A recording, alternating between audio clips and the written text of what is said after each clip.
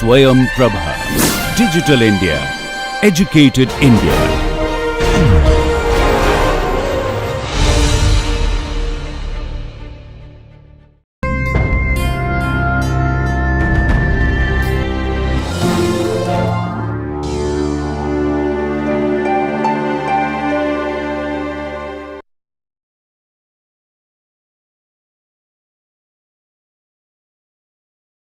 Welcome to today's lecture on mechanical energy balances. In the previous lecture, we looked at some of the introduction aspects of energy balances. We primarily focused on chemical processes. Today, we will talk about mechanical processes which are seen in any chemical and biochemical industry. What is the difference between a chemical and a mechanical process? A chemical process would be something like a reactor or a distillation column, evaporators, heat exchangers, etc. In such systems, shaft work, kinetic energy and potential energy changes are not very critical. However, you would have heat and change in internal energy or enthalpy which play a major role when it comes to energy balance calculations. In one of the earlier problems, we tried to identify the change in kinetic energy and also incorporate that while we performed energy balance calculations. But if you remember, we saw that the effect of change in kinetic energy was very small and it was about 1/100th of the effect of change in enthalpy. So, such processes where change in enthalpy and heat or change in internal energy and heat play a major role are called as the chemical processes. So, you would use internal energy for closed systems and enthalpy changes for open systems. There are another type of process which is called as the mechanical process. Processes like compression of gases or pumping of liquids are mechanical processes. Here, shaft work, change in kinetic and potential energies are much more crucial. Heat flow and internal energy changes are secondary. This is because here usually there is not a big change in temperature. There might be some change in temperature, but that is not very significant. So, for this reason, for these processes which are called as the mechanical processes, we are more concerned about accounting for shaft work and change in kinetic and potential energies. Let us look at some of these systems and let us try to derive how an energy balance equation would look like for such mechanical processes. What you see here is a mechanical process. There is a collection tank which basically collects the bio waste from the drain, and this bio waste is then pumped using a feed pump to the treatment plant. You need to perform mechanical energy balances to calculate what size pump should be used, what should be the capacity of the pump, and what would be the pressure drop which occurs between the collection tank drain and the pipeline to the treatment plant. So, to understand and know these values is crucial for designing appropriate equipment. For this reason, we need to fully understand how to perform mechanical energy balances. What is a mechanical energy balance equation? We already had energy balance equations for open and closed systems. Those were general energy balance equations. Now, let us convert them to mechanical energy balances where focus is primarily on shaft work, kinetic energy and potential energy changes. For an open system at steady state, energy balance equation becomes input equals output. From the general energy balance equation for an open system, we have delta H dot plus delta Ek dot plus delta EP dot equals Q dot minus Ws dot. This delta H dot can be written in terms of internal energy and specific volume. So, let us do that. The delta H dot value you have can actually be written in terms of internal energy. So, then the equation would become delta U dot plus delta of PV dot plus Ek dot, which would be m dot delta U squared divided by 2 plus Ep dot, which would be m dot G delta Z equals Q dot minus Ws dot. This entire equation can be divided by m dot. So, when we do this, what you end up with is delta U cap plus delta PV cap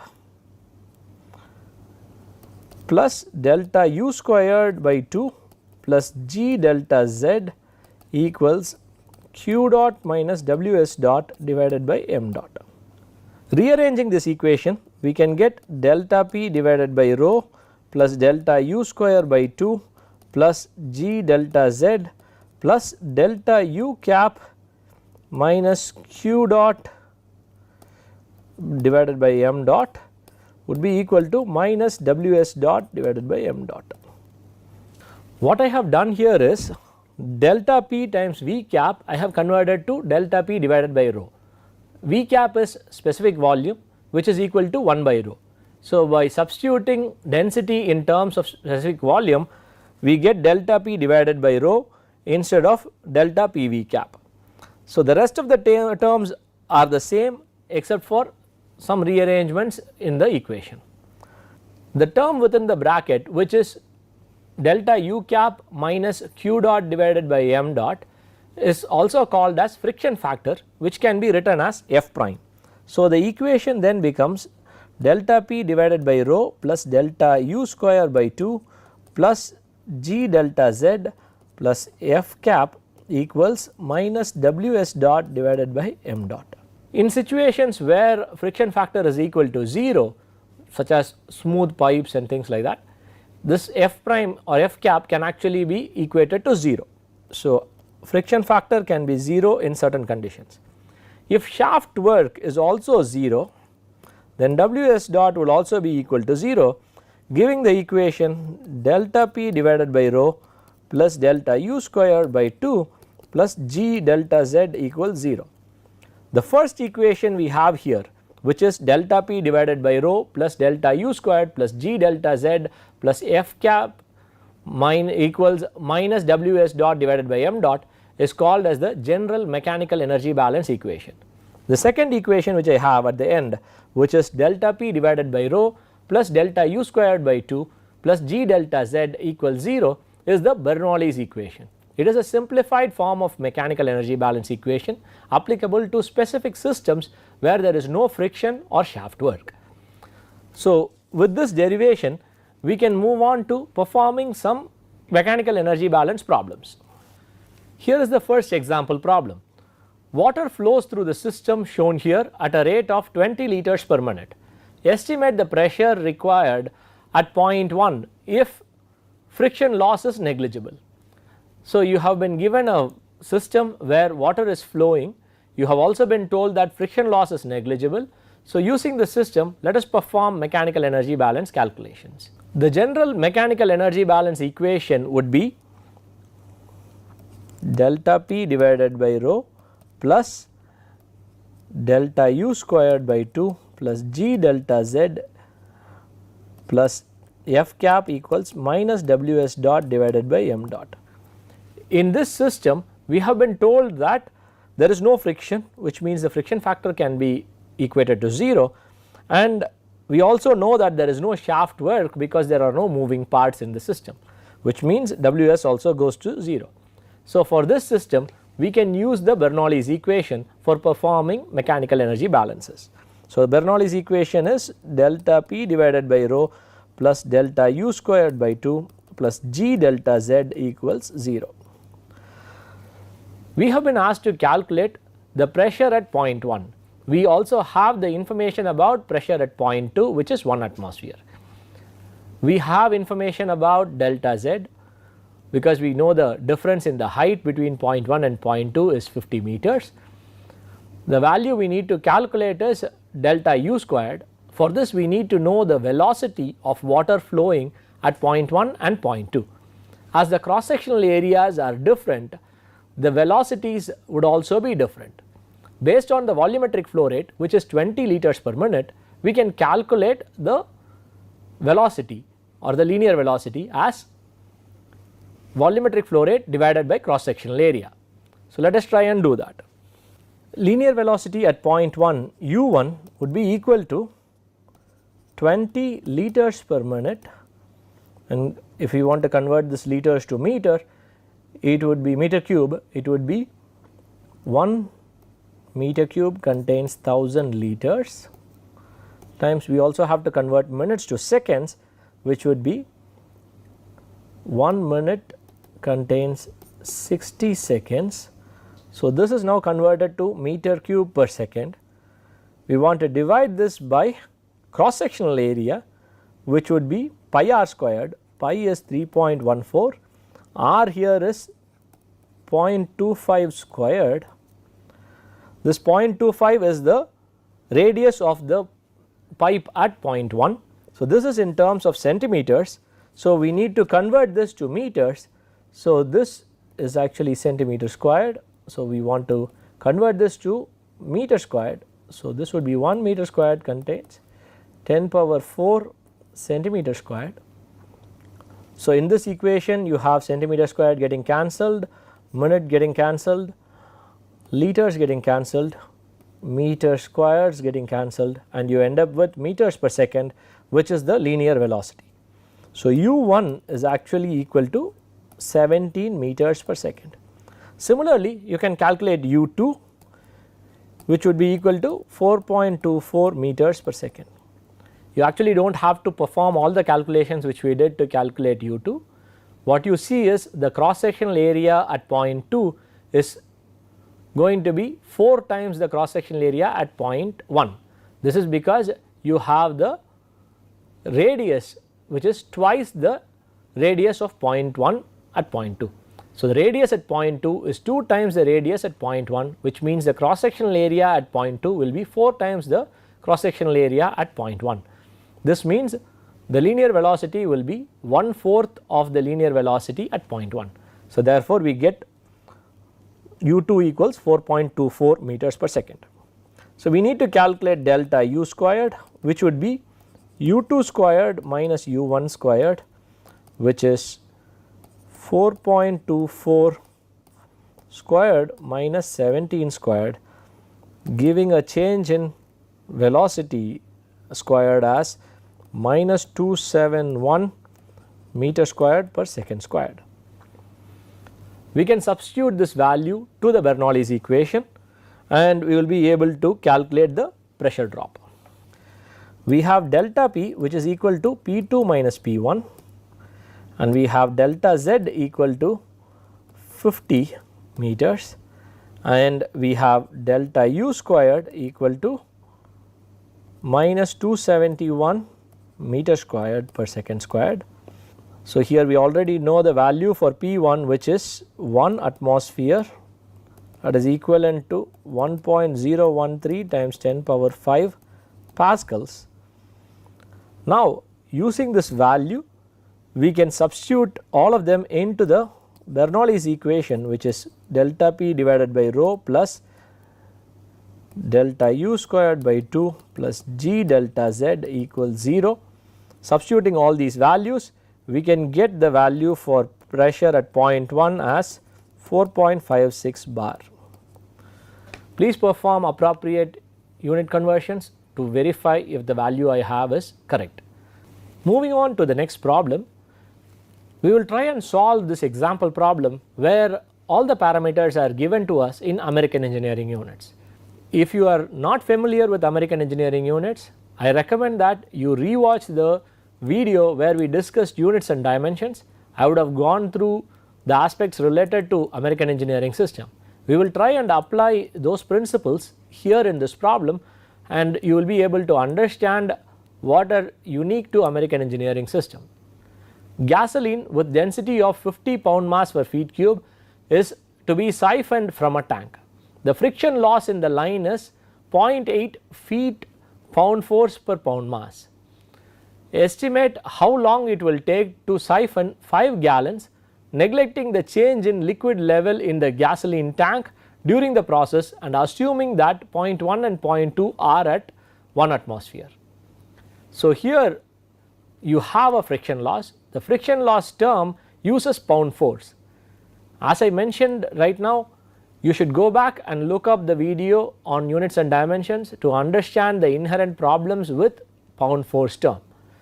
You should try to remember and recollect what GC, which is the conversion factor, represents. We will apply that conversion factor while we are solving this problem.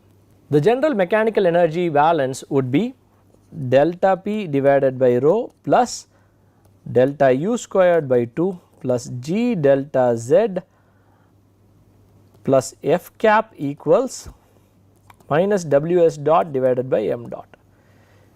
So, here we have been told that the pressure at point 1 and point 2 are both 1 atmosphere, which means delta P would be equal to 0. We also do not have any moving parts in this system, which means shaft work will be equal to 0. We do have a change in height, there is a 2.5 feet change in height, and we also would have a change in velocity, because at point 1 water is stationary inside the tank, and at point 2 you actually have water flowing out of the pipe. So, there would be some velocity at point 2. So, there is going to be a delta U squared. F cap has also been given. Now, let us try to calculate each of these parameters. Delta U squared would be equal to U2 squared, because U1 squared is 0, and delta Z is equal to minus 2.5 feet, and you have also been given F cap is equal to 0.8 pound force times feet divided by pound mass. Now, let us look at each of the terms and try to understand what units they would be in. We ultimately have to have all the units in terms of feet pound force per pound mass for the equation to be valid.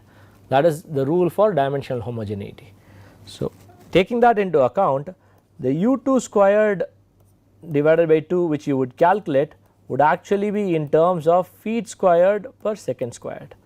This now needs to be converted to feet times pound force divided by pound mass.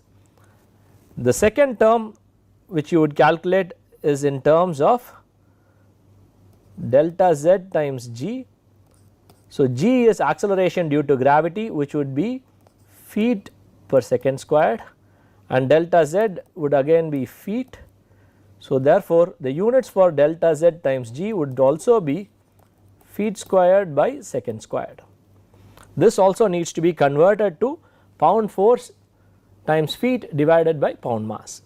If you remember the term conversion factor Gc, we know that Gc is numerically equal to the acceleration due to gravity at 45° latitude. So, this would be 32.174. If you remember the units, that the units for Gc would be pound mass times feet divided by pound force times second squared. By using this Gc appropriately in each of these terms, we can convert all these terms to the same units. So, what you would have is U2 squared divided by 2 times feet squared per second squared divided by Gc, which would give you units of pound force divided by pound mass times feet second squared. So, this would be the units for Gc. So, here you would have the second squared cancelled, feet cancelled, and you would be having the final units as feet times pound force divided by pound mass, which is the same units as the friction factor which has been given, plus you have 32.174 which is the g value in the g delta Z. The units for this would be feet per second squared times delta Z, which is minus 2.5 feet, and this again divided by Gc, the units being pound force second squared divided by pound mass feet. So, you would have feet and second squared cancelled, and you would have the same units as F cap plus F cap is equal to 0. So, what happens here is you would have to calculate U2 squared and you would be able to solve this problem, because we already know the value for Gc is 32.174 pound mass feet per pound force second squared. Substituting the value for Gc into this equation and also accounting for F cap, we will be able to calculate the value for U2, which is the velocity at point 2. U2 would be equal to 10.5 feet per second. So, this is the linear velocity. We have been asked to calculate the time taken for siphoning 5 gallons, which means we need to know the volumetric flow rate. So, we can convert this linear velocity to volumetric flow rate by multiplying it with the cross sectional area. The cross sectional area for the pipe can be calculated using the inner diameter of the pipe. Volumetric flow rate would be equal to velocity, which is 10.5 in terms of feet per second, times cross sectional area, which is 3.14 or pi, times r squared. R is 0.125 inch squared, and this inch can be converted to feet, as 1 feet is basically 12 inches, and using this we would get volumetric flow rate as 3.58 times 10 power minus 3 feet cube per second. This gives us the volumetric flow rate in terms of feet cube per second. We now need to calculate the time taken for draining 5 gallons of gasoline. So, time taken would be equal to volume divided by volumetric flow rate. Volumetric flow rate. However, here volume is given in terms of gallons and flow rate is in terms of feet cube per second. We need to know the conversion factor for 1 gallon to feet cube. So, 1 gallon is equal to 0.1337 feet cube. So, using that we know 5 gallons would be 0.1337 times 5 divided by 3.58 times 10 power minus 3, which is the volumetric flow rate, giving the total time taken as 187 seconds. So, it takes approximately 187 seconds to drain 5 gallons of gasoline from this system. With this, you would have seen how American engineering system is used, how the conversion factor GC has to be applied while we perform calculations involving the term pound force. We also looked at a conversion factor from gallon to volumetric flow rate in terms of feet cube. So, converting gallon to feet cube, we had to use a conversion factor which was not an easy number to remember, unlike what we usually use in SI units. With this, we have come to the conclusion of mechanical energy balances. We will perform some tutorial problems in the next lecture. Until then, thank you and goodbye.